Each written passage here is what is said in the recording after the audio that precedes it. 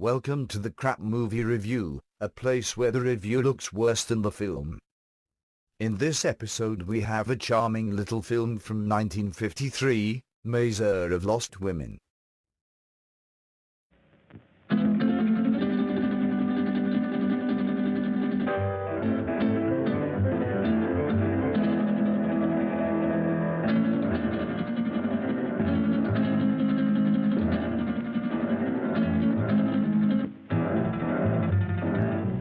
Have you ever been by a girl like this?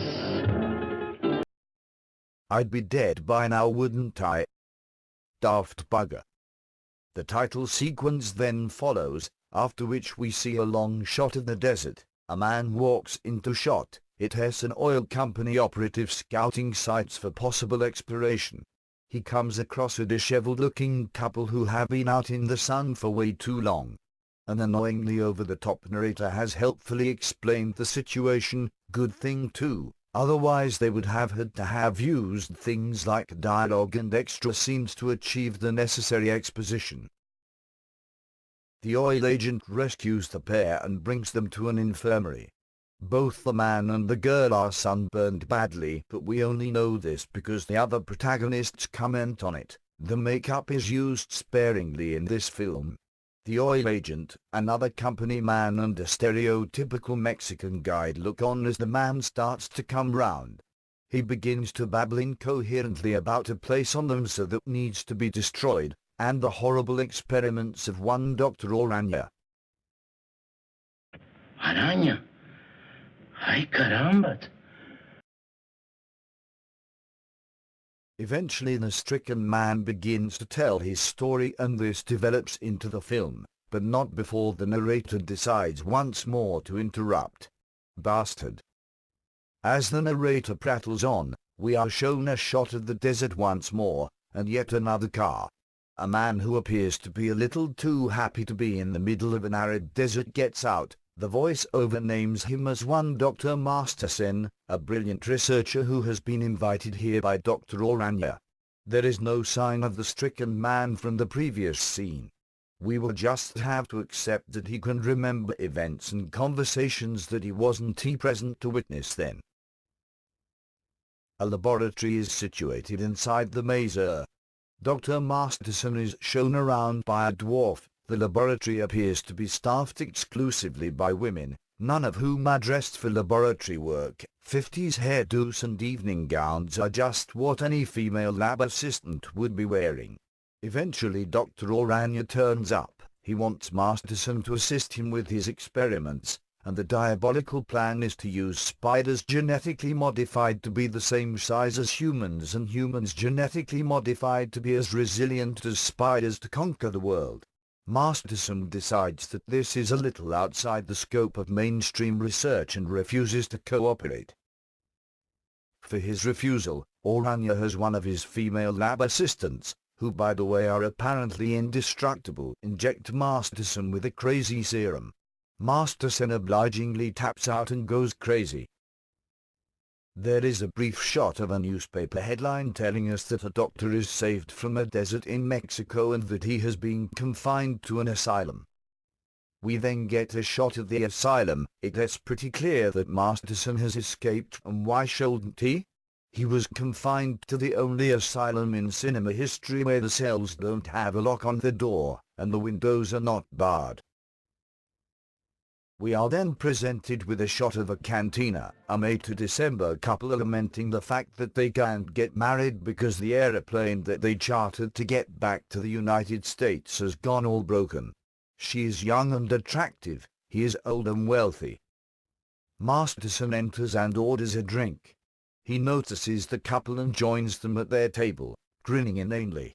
He seems to like trophy bride best of the two. A dance is performed by a woman who is obviously one of Dr. Orania's lab assistants.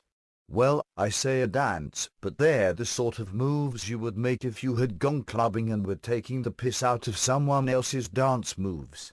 The easily impressed males look on with what I think is supposed to be mounting excitement, but it looks more like someone has just opened the Ark of the Covenant. At this point Masterson's nurse from the ultra-minimum security nut house enters the bar in search of the missing loon. He finds the three at the table and tries to warn them that Masterson is off his head. At this point Masterson produces a gun and shoots the dancer, thank God. If only he'd shoot the guitarist as well. He does not do this sadly, but he takes the three of them hostage. The woman and her would-be husband protest that they need to get to the airfield. This merely excites Masterson, who insists on coming along.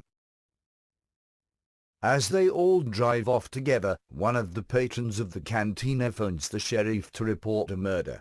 As he does so, the victim gets up and walks away.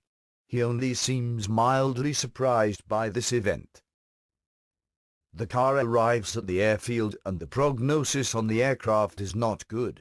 At last we see the stricken man from the second scene. He is the pilot. This does not demonstrate him as a good choice for our film's eye guy, but that role is never properly established anyway. At the behest of the increasingly annoying Masterson, who seems to be in the throes of a messiah complex, everyone gets on board the sickly aircraft anyway. A particularly tedious plane journey ensues.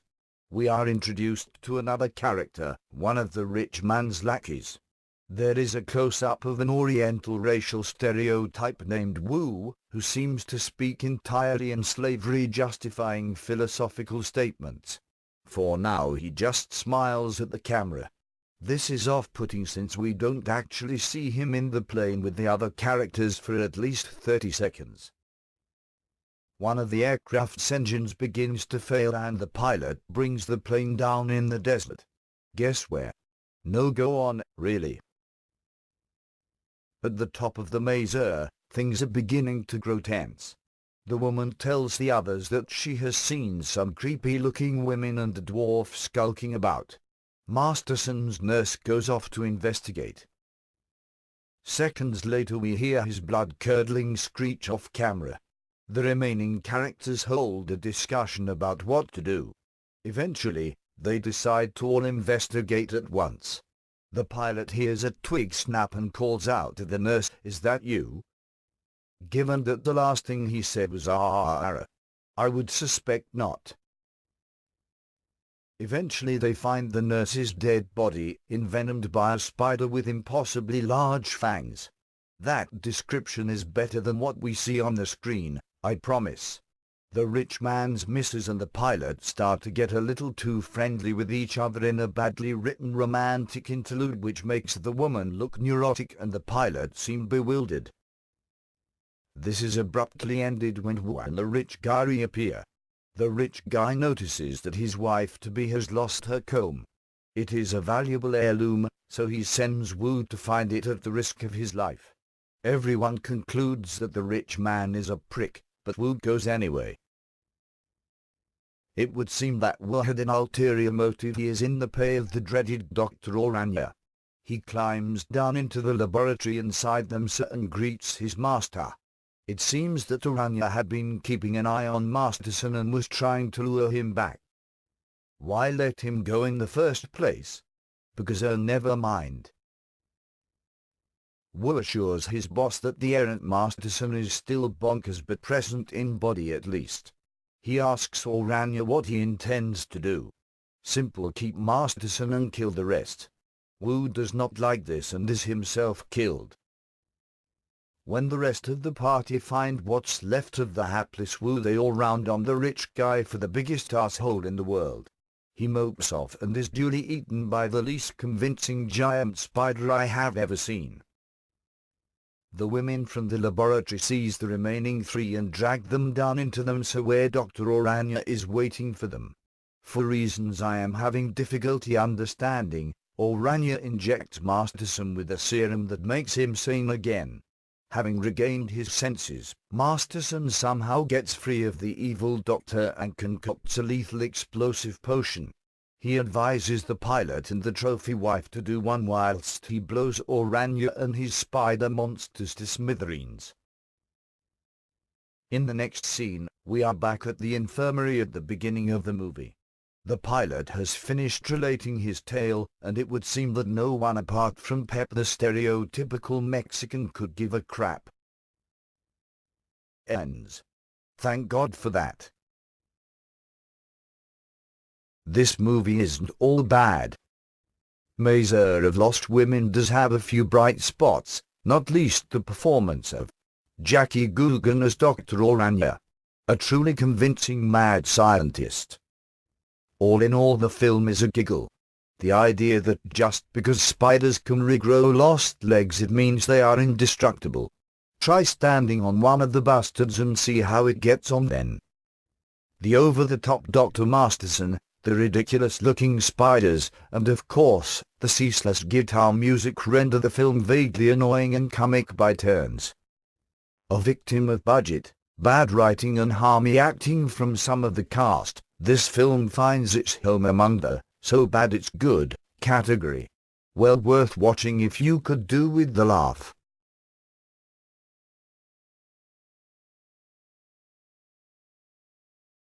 Well, that's all for this episode, so until next time, bollocks.